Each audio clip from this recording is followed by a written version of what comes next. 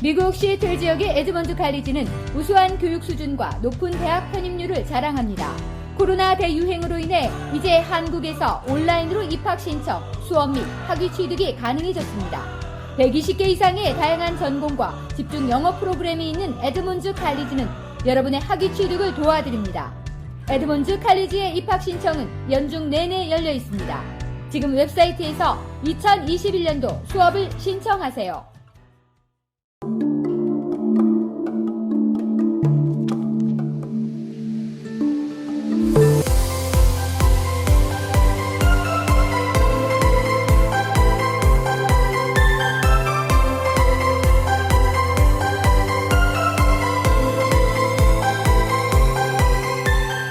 네, 안녕하세요. 워싱턴주 환경부 엔지니어 이진태입니다. 저는 이곳 KBS와 채널을 통해서 미국 취업 이야기, 나는 미국에서 1억 더 번다 라는 코너로 여러분들께 인사드리고 있는데요. 지난 몇 주 동안 이 방송이 나가고 많은 분들이 이제 유튜브 댓글을 통해서 응원의 말씀과 격려의 말씀, 그리고 또 궁금해 하시는 분들이 있어서 제가 한번 소개를 해드리고자 하는데요. 저는 나는 미국에서 엔지니어로 1억 더 번다 라는 이 책을 몇 년 전에 집필을 했고, 이 방송 내용도 이 책에 있는 내용들을 위주로 진행을 하고 있습니다.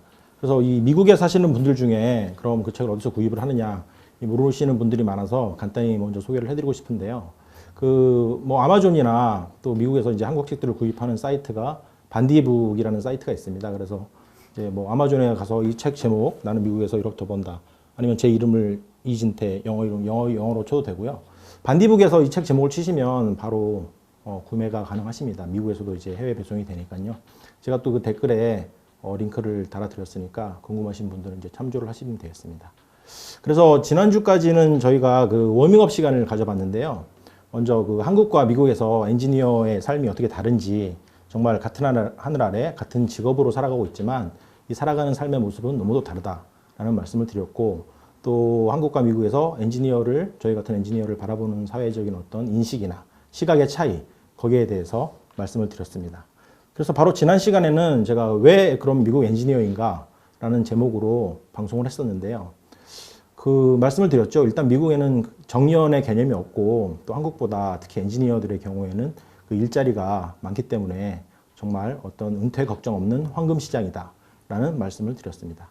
그럼 이제 오늘부터는 본격적으로 이 미국 취업, 그럼 미국 취업을 해서 어떻게 해야 하느냐 하는 방법론에 대해서 제가 이야기를 하고자 하는데요.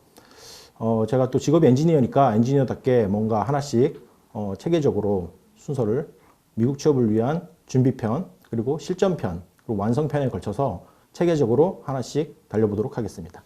먼저 오늘은 준비편으로 미국 취업을 위한 학력 및 자격 조건에 대해서 얘기를 하려고 하는데요.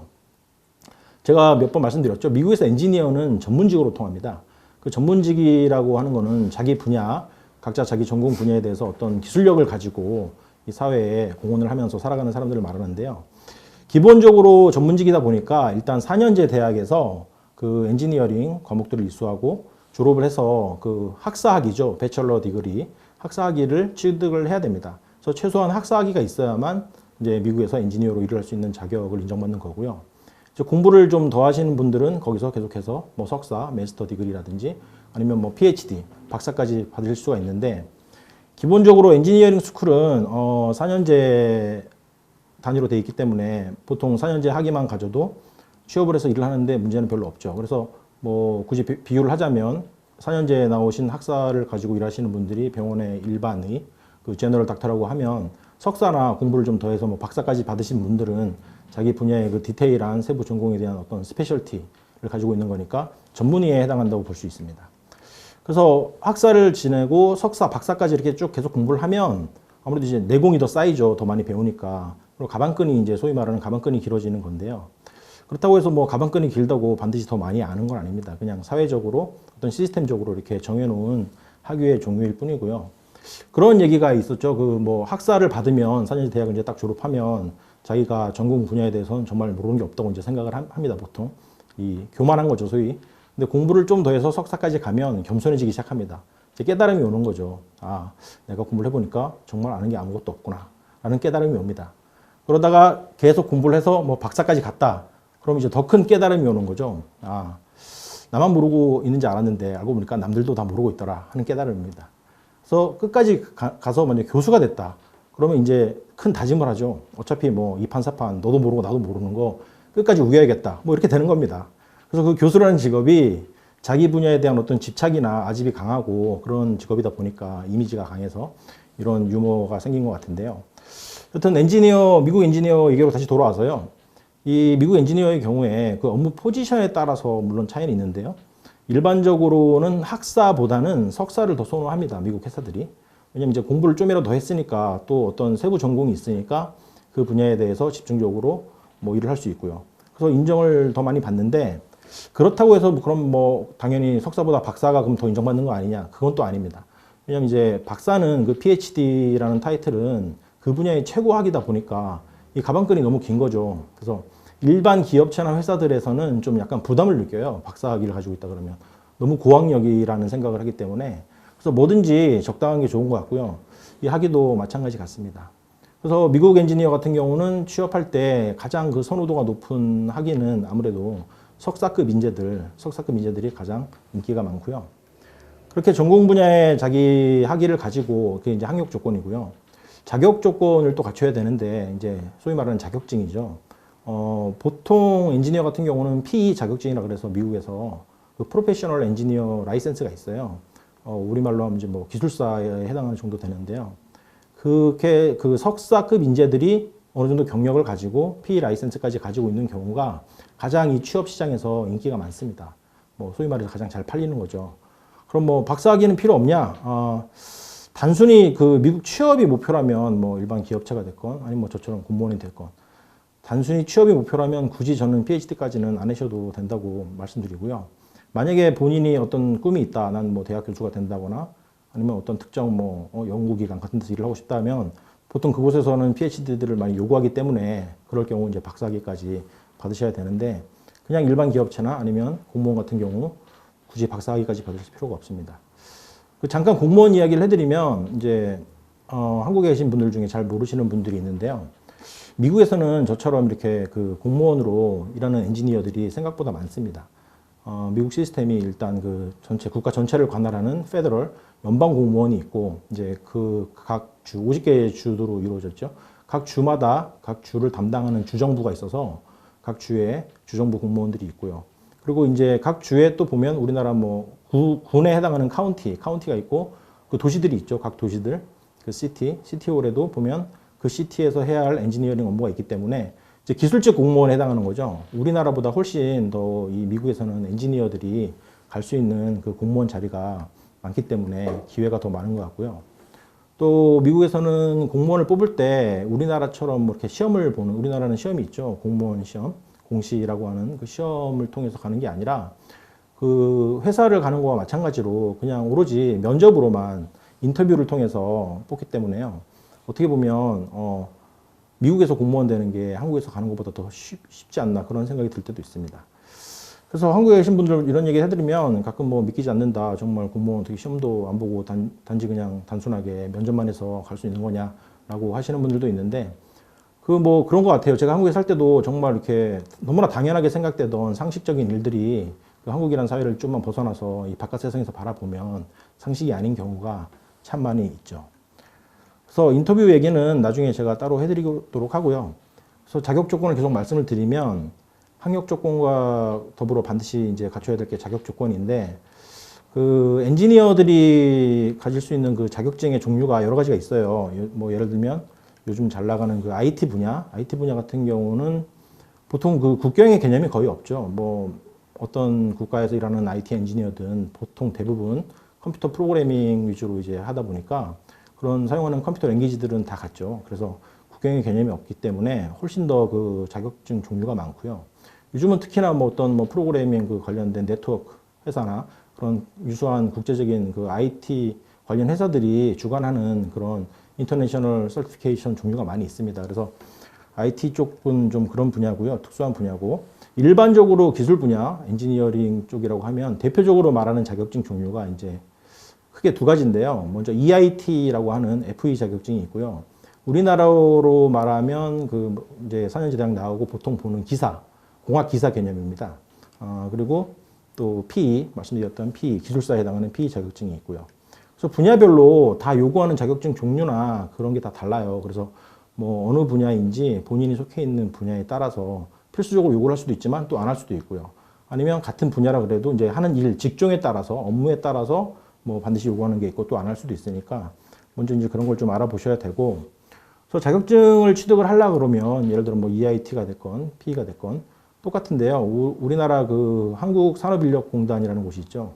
마찬가지로 미국에도 NCEES라는 기관이 있습니다. 그래서 구글에서 이렇게 NCEES라고 치시면 바로 웹사이트 연결이 되는데, 그곳에서 이제 그 미국 엔지니어들 자격증을 관리를 합니다.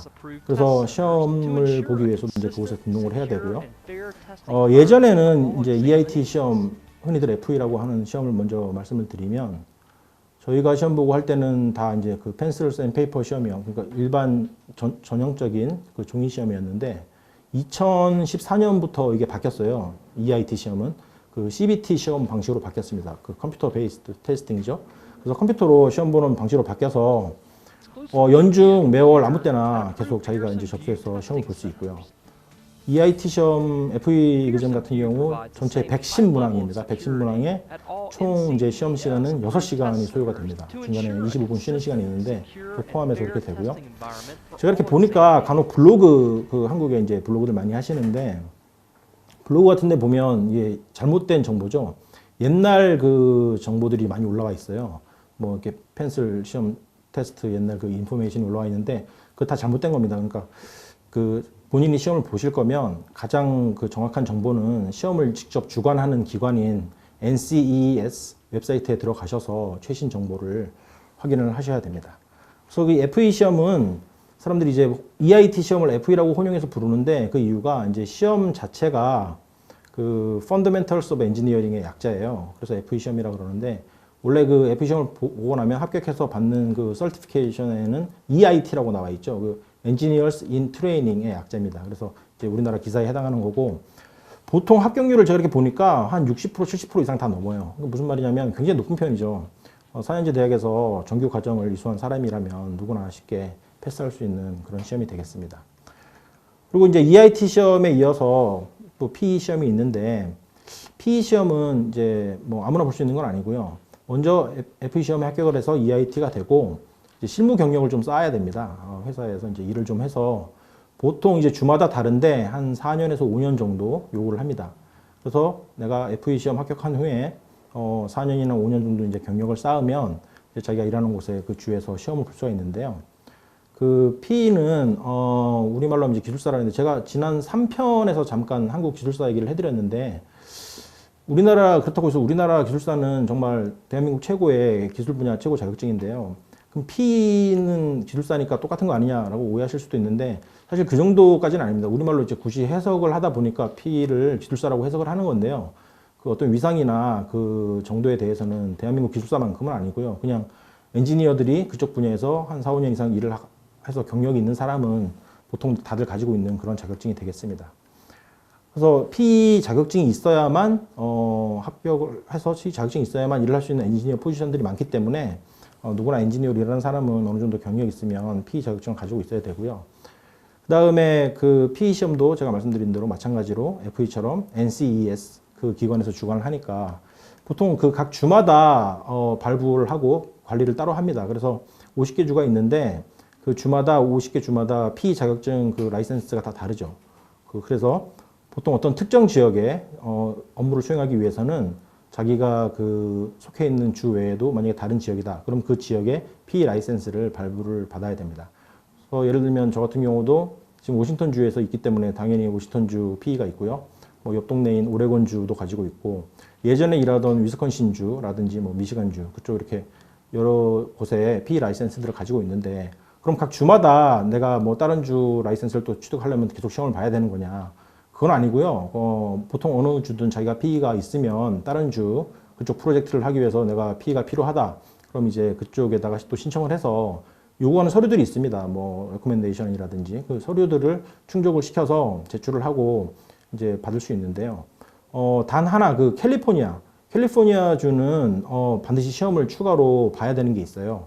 그래서 뭐 다른 주에 뭐 아무리 자기가 PE 라이센스를 많이 가지고 있다 그래도 내가 캘리포니아 주에 또 PE가 필요하다 그러면 그쪽에서 요구하는 시험을 별도로 봐야 됩니다. 그래서 PE 시험도 이렇게 보시면 분야별로 이제 종류별로 어떤 시험 스케줄이나 그 방식이 좀 다른데요.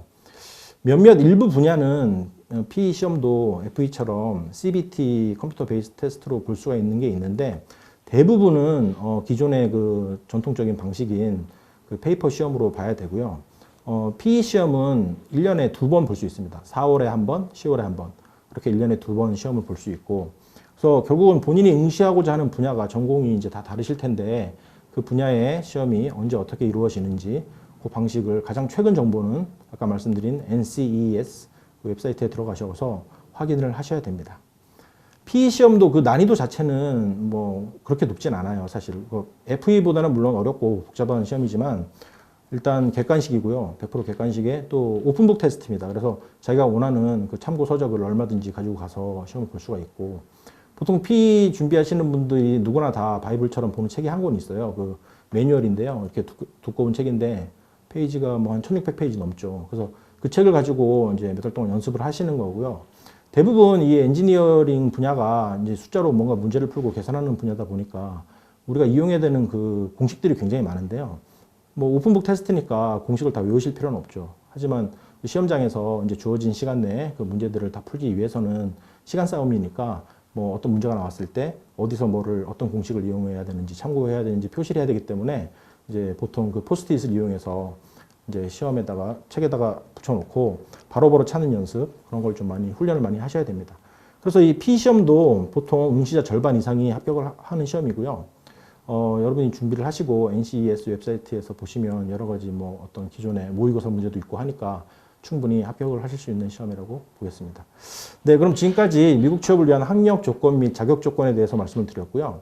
다음 시간에는 제가 그 미국에서 이제 취업을 하기 위해 어떤 식으로 그럼 본격적으로 방법이 어떻게 되는지 그런 절차가 어떻게 되는지 채용 절차에 대해서 말씀드리는 시간을 갖도록 하겠습니다. 지금까지 시청해 주신 여러분 고맙습니다.